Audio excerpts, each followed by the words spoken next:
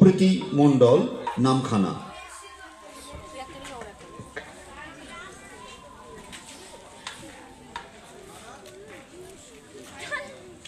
নমস্কার, আমি একটা কবিতা বলছি। কবিতার নাম অন্নমা, কবিগুরু রবীন্দ্রনাথ ঠাকুর। আমার মা না হয়ে তুমি আর কারো মা হলে, ভাবছো তোমায় চিনতেম না, যেতেম না ওই কোলে। মজা আরো হতো ভারী, দুই জায়গায় থাকতো বাড়ি। আমি থাকতেম এই গায়েতে, তুমি পাড়ের গায়ে। এইখানেতে দিনের বেলা যা কিছু সব হতো খেলা। দিন ফুরলেই তোমার কাছে পেরিয়ে যেতেম নাই। হঠাৎ এসে পিছন দিকে আমি বলতেম, বল দেখি কে? তুমি ভাবতে চেনার মতো, চিনিনি তো তবু। তখন কোলে ঝাঁপিয়ে পড়ে আমি বলতেম গলা ধরে, আমায় তোমায় চিনতে হবে, আমি তোমার রবু।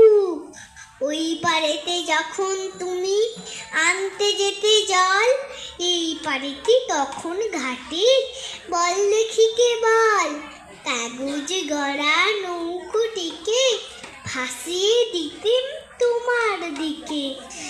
যদি গিয়ে পৌঁছতো সে, বুঝতে কি সে কার। সাঁতার আমি শিখিনি যে, নইলে আমি যেতেম নিজে। আমার পাড়ের থেকে আমি যেতেম তোমার পার।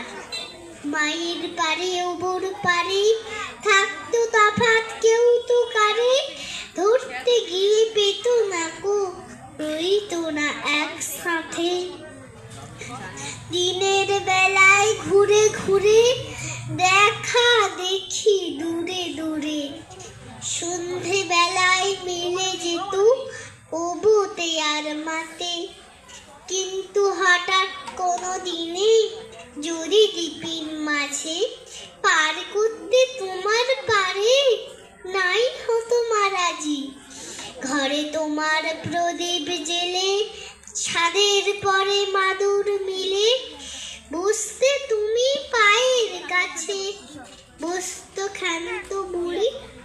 উঠতো তারা সাত ভাইয়ের, ডাকতো শেয়াল ধানের খেতে।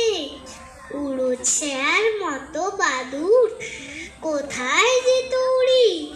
তখন কি মা দেরি দেখে ভয় হতো না থেকে থেকে, পার হয়ে মা আসতে হতোই। অবু যেথায় আছে, তখন কি আর ছাড়া পেতে, দিতেন কি আর ফিরে যেতে। ধরা পড়তো মায়ের রূপা অবুর পায়ের কাছে।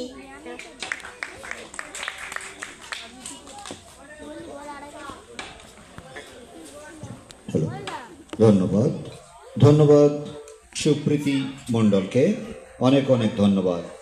এখন মঞ্চে আসবে অঙ্কুশ প্রামাণিক। অঙ্কুশ প্রামাণিক, রামবাটি। প্রস্তুত থাকবে।